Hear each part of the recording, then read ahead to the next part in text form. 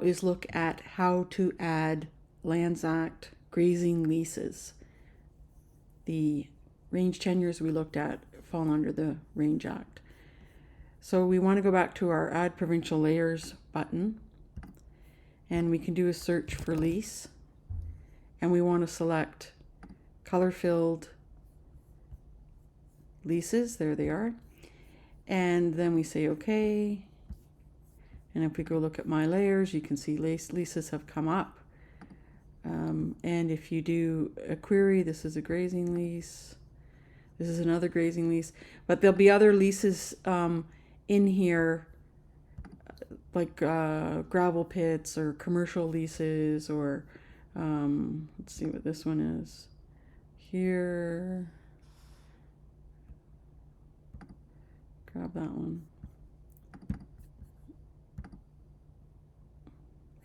It says a miscellaneous lease, for example. So what we want to do is remove the ones that are not grazing leases from the data set. So in order to do that, we have to go to Find, and we go Filter by Query. And we've got this layer selected.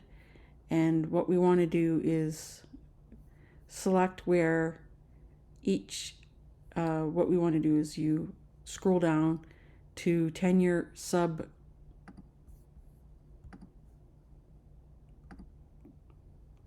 and we're going to have equals, and one that was subpurpose.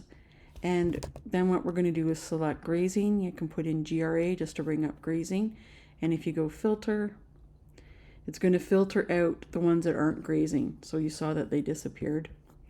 And so when we go back, if we have to query these now, we'll know that these ones are grazing. This gives you a bunch of information related to the grazing. And you can see our data source. Now we're only seeing the grazing leases.